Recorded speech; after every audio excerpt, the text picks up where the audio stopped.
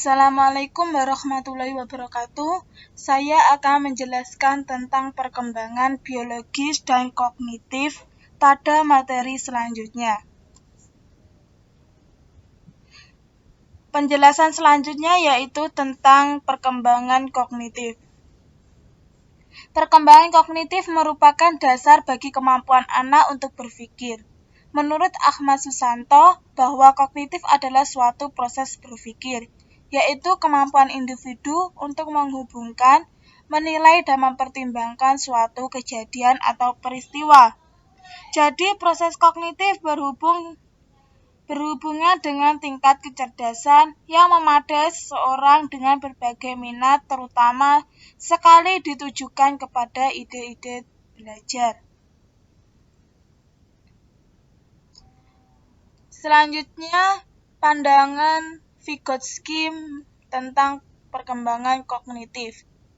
Teori perkembangan kognitif menurut Vygotsky yaitu teori di mana anak ketika belajar mendapat pengaruh besar dari orang tua dan orang-orang di sekitarnya.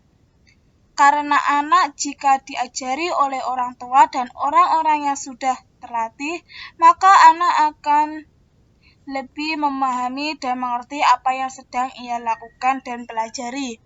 Pada teori ini, Vygotsky juga menekankan bagaimana proses-proses perkembangan mental yang dialami oleh anak.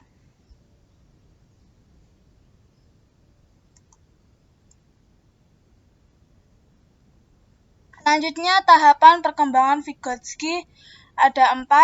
Yang pertama yaitu berpikir nonverbal dan berbicara. Yang pertama, berpikir nonverbal dan berbicara konseptual. Tahapan ini pada usia 2 tahun pertama menunjukkan tidak ada hubungan antara berpikir dan berbicara. Selanjutnya yang kedua, memulai menyatukan antara berpikir dan berbicara. Tahapan ini kira-kira usia 2 tahun. Anak-anak mulai menghubungkan apa yang dia pikirkan dengan apa yang dia katakan. Seperti benda-benda biasanya diberi nama dan diceritakan pada orang lain. Yang ketiga, berbicara egosentrik.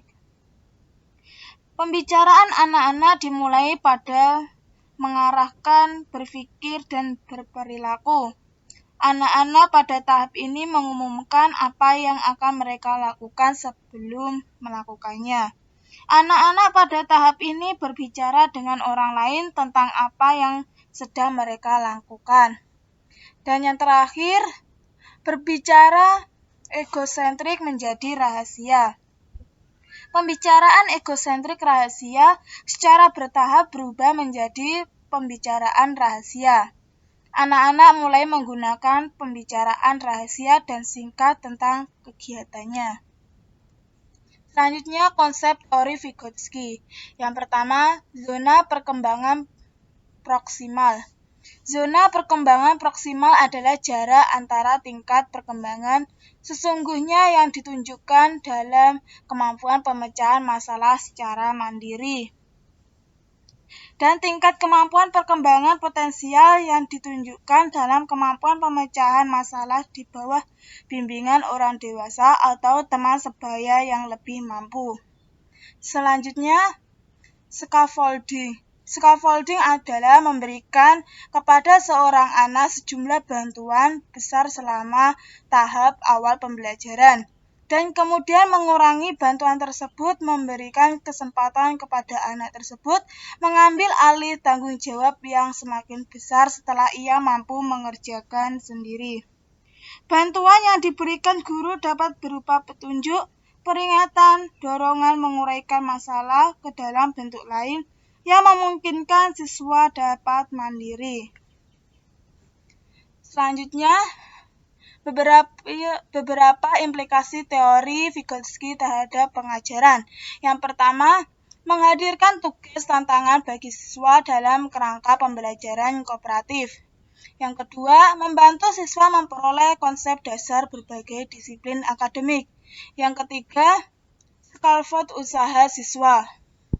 Yang keempat, mengkaji kemampuan siswa di bawah kondisi kerja yang bervariasi. Yang kelima, menyediakan kesempatan agar siswa terlibat dalam kegiatan yang jelas. Yang keenam, mengajukan aturan sendiri dalam siswa dengan mengajar mereka untuk membicarakan mereka sendiri melalui situs sosial. Dan yang terakhir, memberikan kesempatan untuk bermain kepada siswa. Selanjutnya, prinsip dasar teori Vygotsky. Yang pertama, ada anak membangun berbagai pengetahuan. Vygotsky meyakini bahwa anak-anak menyusun pengetahuan mereka sendiri secara aktif dan tidak secara pasif menghasilkan berbagai pengetahuan tersebut. Menurut Vygotsky, susunan kognitif selalu melibatkan perantara lingkungan sosial yang dipengaruhi oleh pengalaman interaksi sosial pada masa yang lampau. Selanjutnya, perkembangan kognitif tidak dapat dipisahkan dari konteks sosial. Menurut Vygotsky, konteks sosial mempengaruhi cara belajar seseorang tentang sikap dan kepercayaan. Konteks sosial menghasilkan proses kognitif yang juga merupakan bagian dari proses perkembangan. Berikut konteks sosial terdiri atas beberapa tingkat. Yang pertama, tingkatan interaksi. Tingkatan interaksi perantara di mana setiap anak melakukan interaksi pada saat-saat tertentu. Yang kedua, tingkatan struktural. Tingkatan struktural yang mencakup struktur-struktur sosial yang mempengaruhi pada anak-anak seperti keluarga dan sekolah. Yang ketiga, tingkatan sosial dan budaya. Sosial dan budaya secara umum yang mencakup ciri-ciri masyarakat seperti bahasa, sistem numerik, dan penggunaan teknologi. Selanjutnya, penerapan teori Vygotsky dalam pengajaran.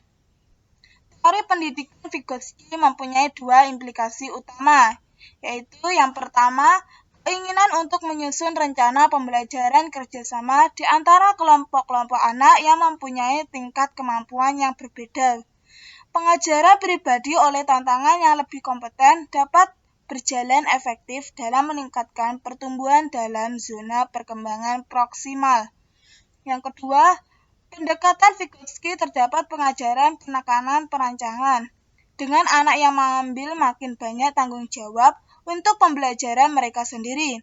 Misalnya dalam pengajaran timbal balik guru memimpin kelompok-kelompok kecil anak untuk mengajukan pertanyaan tentang bahan pelajaran dan secara tahapan mengalihkan tanggung jawab untuk memimpin diskusi tersebut kepada anak. Demikian penjelasan dari saya tentang perkembangan kognitif. Terima kasih. Wassalamualaikum warahmatullahi wabarakatuh.